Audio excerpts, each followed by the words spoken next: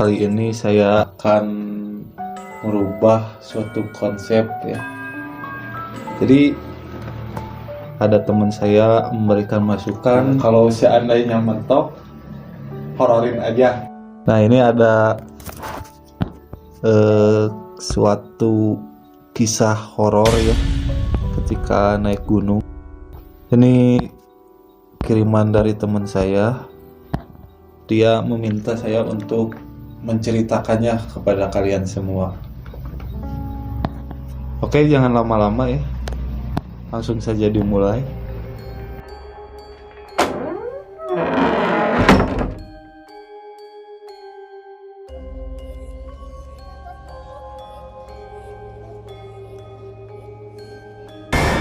Pada tahun 2012 tepatnya, saya sama teman-teman kelas merayakan kelulusan dengan mengadakan acara, yaitu camping.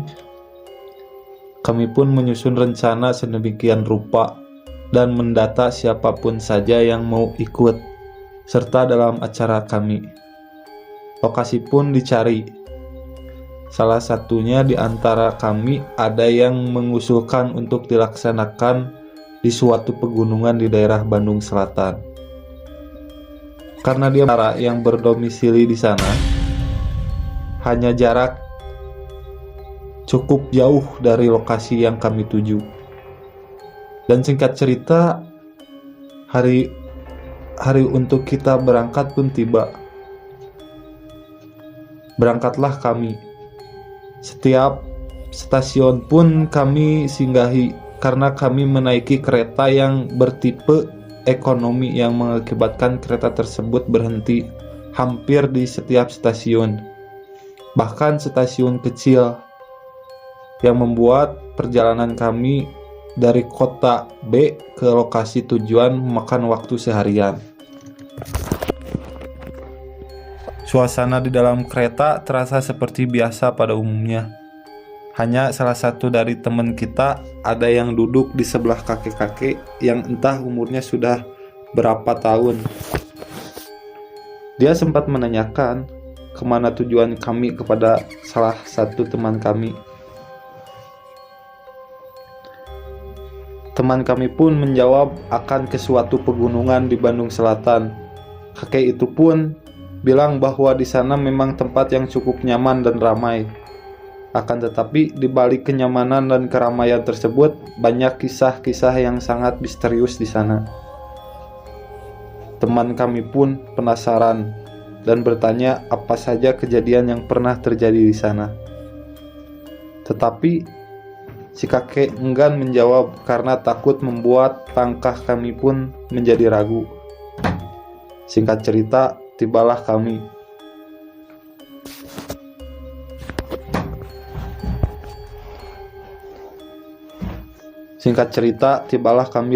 Di stasiun tujuan. Saudara dari salah satu teman kami pun sudah menunggu. Di sana dia tidak ikut dengan kami karena dia perempuan dan kami semuanya pria. Dia hanya menunjukkan arah dan kendaraan apa saja yang harus kami tumpangi untuk sampai ke sana. Dan kami pun berangkat menumpangi angkot. Setelah semua naik, si sopir terlihat menghitung jumlah kami. Akan tetapi dia mengklarifikasi jumlah kami. Setelah turun di lokasi, kedua supir itu pun menyuruh kami membayar dengan jumlah 14 orang. Padahal kami hanya berjumlah 13 orang. Kami pun mengklarifikasi bahwa kami memang hanya berjumlah 13 orang. Akan tetapi supir tetap kekeh bahwa dia menghitung jumlah kami 14 orang ketika sebelum berangkat. Adu mulut pun terjadi yang akhirnya si supir mengalah. Dari lokasi kedua, waktu sudah semakin sore 5, kami pun melanjutkan ke lokasi utama dengan menggunakan mobil bak yang modifikasi menggunakan atap dan bangku di pintu belakang. Perjalanan memakan waktu sekitar 2 jam karena jalan yang belum bagus dan keadaan menanjak. Di perjalanan, langit pun semakin gelap. Hangat dingin perjalanan semakin terasa.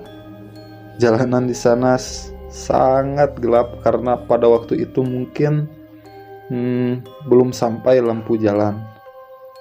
Di ketinggian, lampu kota pun terlihat seperti bintang. Sekali kami melewati rumah warga dan pila-pila yang cukup besar, akan tetapi yang timbul di benak saya ketika melihat pila-pila tersebut sangatlah menyeramkan. Dengan suasana yang sangat sepi, jauh dari pemukiman warga. Lampu-lampu yang tidak terlalu terang dan banyak dikelilingi pohon-pohon besar yang membuat suasana lebih menyeramkan menurut saya. Sampailah kami di suatu gerbang, kami pun disambut oleh petugas yang sedang berjaga di malam itu. Kami harus membayar biaya masuk, biaya yang kami dapatkan yaitu berbeda dengan pengunjung biasa. Karena kami di sana untuk camping yang makan waktu sekitar 2 hari. Biaya camping sebenarnya sudah terpampang di papan depan pos. Kan tapi namanya orang Indonesia wajiblah kami menawar. Tawar-menawar pun kami lakukan karena kami pun bisa bahasa Sunda. Negosiasi pun tidak makan waktu. Dengan kebaikan hati si petugasnya karena melihat kami hanya sekolah, belum bekerja dan jauh pula. Dia pun memberikan harga diskon kepada kami. Akan tetapi untuk kami melanjutkan ke lokasi camping itu tidak kemungkinan karena kondisi yang sudah sangat gelap. Petugasnya pun tidak merekomendasikan.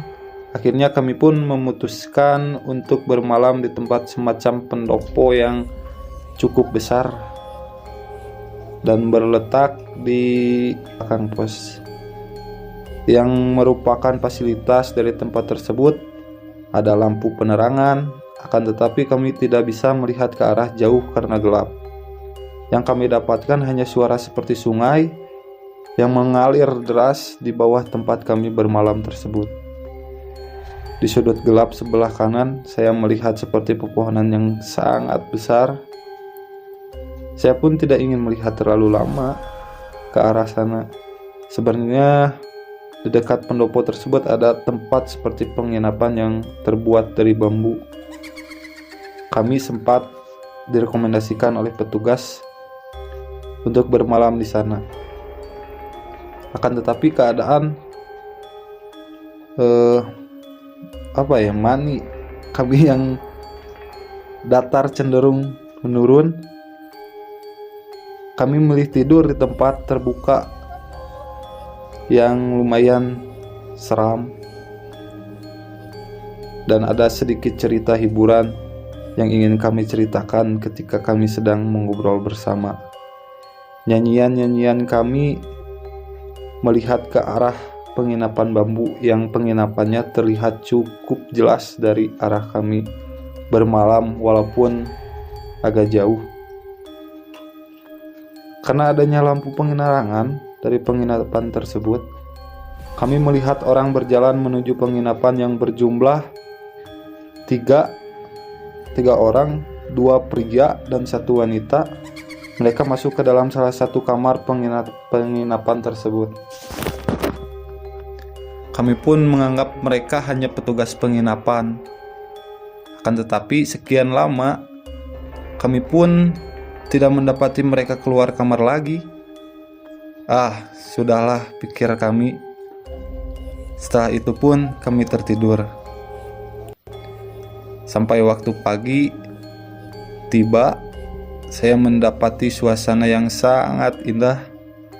Ternyata ketika dilihat, pada siang hari ada lapangan kecil, taman, dan air sungai yang mengalir cukup deras, dan pohon-pohon besar yang pada malam hari tidak terlihat jelas oleh kami. Kami pun bergegas melanjutkan perjalanan ke lokasi camping. Ternyata di sana memang lokasi camping groundnya Akan tetapi entah kenapa kami memutuskan untuk membuka tenda di sana. Dan kami memutuskan membuka tenda di tempat lain yang lokasinya naik lagi cukup jauh. Mungkin kurang seru menurut kami jika camping terlalu ramai. Di jalan menuju tempat, kami mendapati lumayan banyak makam dan kuburan yang hanya memakai patok dari kayu dan batu-batuan kali yang disusun. Tetapi kami tetap melanjutkan perjalanan. Menurut kami yang nanti di sana juga ada yang lain yang buka tenda. Sesampainya kami di lokasi, kami pun mendapati satu tenda.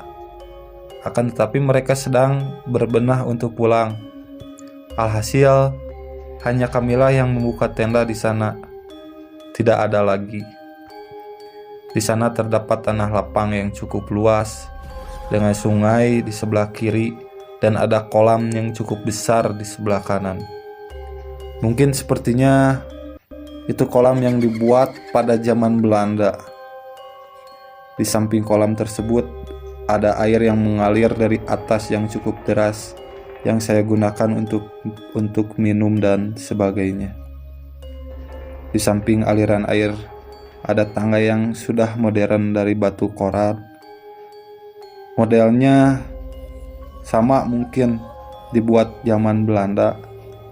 Sebenarnya saya sangat penasaran untuk naik ke sana. Setelah kami membuka tenda, kami pun memutuskan untuk membeli sarapan di warung yang lokasinya di tempat campground. Kami diceritakan bahwa ada air terjun jauh di atas sana yang cukup indah. Di situ pun kami menjadi penasaran dan mempunyai ide yang sama untuk ke sana, dan juga waktu masih pagi. Menurut kami, apa salahnya jika kami mengunjungi air terjun tersebut? Akan tetapi, si ibu dan bapak warung tersebut tidak merekomendasikan kami ke sana tanpa pendampingan, karena jalur yang sudah tertutup. Si bapak warung mengajukan diri untuk mengantar, tetapi yang udah pasti ada uang. Itu pun tidak kami silahkan, wajarlah. Tapi kami memutuskan untuk tidak memakai jasa tersebut. Okelah, kami bergegas. Si bapak hanya memberitahu jalur yang harus kami ambil. Dia juga bilang, jika perjalanan sudah 3 jam dari awal nanjak, terus si air terjunnya belum ketemu, kamu harus segera kembali turun. Sayangnya kami tidak menanyakan kenapa harus begitu. Kami pun bergegas, jalurnya menanjak ke tangga yang tadi saya sebutkan. Ternyata di atas ada sebuah kolam besar yang airnya sangat jernih. Sampai dasar dari kolam tersebut pun terlihat dan bentuknya kotak seperti kolam renang. Ya, mungkin itu kolam renang zaman Belanda. Lagi-lagi saya berpikir seperti itu. Dasarnya sudah berupa tanah yang ditumbuhi tanaman air kecil. Yang saya sendiri herankan di kolam tersebut tidak ada sama sekali terlihat ikan kecil pun yang hidup. Ternyata benar sekali apa yang dikatakan si bapak warung. Jalan menuju ke air terjunnya sudah tertutup oleh pepohonan. Mungkin sudah lama juga tidak ada orang yang mencoba ke sana. Yang tersisa hanya ikatan-ikatan tali kecil pohon. Sebelum berangkat, tadi kami disuruh beli tali rapia untuk menimpa tali-tali yang sudah ada dengan yang baru. Dan diingatkan agar kami harus berjalan di cekat air. Kami pun sedikit kesusahan membuka jalurnya karena sangat rimbun yang sudah menutupi arah jalur. Kami membuka jalur dengan tangan kosong untuk menyingkirkan pepohonan tersebut. Sebenarnya kami bisa saja meminjam golok untuk menebang pohon-pohon tersebut. Tetapi saya pernah ingat kata bapak, kalau ke gunung jangan nyakitin apapun termasuk pohon. 3 jam berselang, kami pun belum kunjung menemukan air tersebut. Kami memutuskan untuk istirahat makan Di pinggir sungai yang terdapat batu sangat besar yang membuat kami kaget. Di samping batu tersebut, kami melihat ada daun pisang yang digelar menyerupai tikar dan ada perapian kecil yang asapnya masih mengepul. Kami pun sangat terheran-heran. Kenapa bisa ada hal seperti itu? Sedangkan kami dengan susah payah membuka jalur yang benar-benar tidak terlihat bekas orang, dan itu pun kondisi siang hari. Jikapun ada seseorang, kemana orang tersebut? Dan kenapa ada daun pisang? Karena kami tidak menjumpai pohon pisang sepanjang perjalanan, maupun di sekeliling tempat tersebut. Menurut kami, ya sudahlah. Karena naluri lelaki yang selalu penasaran, kami tetap melanjutkan perjalanan. Sedangkan waktu sudah lewat dari jam. Let's go, ucap sahabat saya. 1 jam berselang, kami tetap tidak bisa menemukan air tersebut. Sudah 4 jam berlalu, usaha kami tidak kunjung membuahkan hasil. Di saat itu pula, salah satu teman kami ada yang kehilangan HP-nya. Kami bergegas kembali sambil mencarinya, dan HP teman kami tidak berhasil ditemukan. Entah di mana jatuhnya. Disitulah kami semua mulai tidak enak perasaan dan memutuskan kembali ke camp, karena kami sempat berpikir kita lanjut 1 jam saja sudah kehilangan HP. Apalagi kalau kita terlalu dalam untuk mencari air terjun tersebut. Mungkin salah satu di antara kami bisa hilang, pikir kami, sambil bergegas kembali ke camp.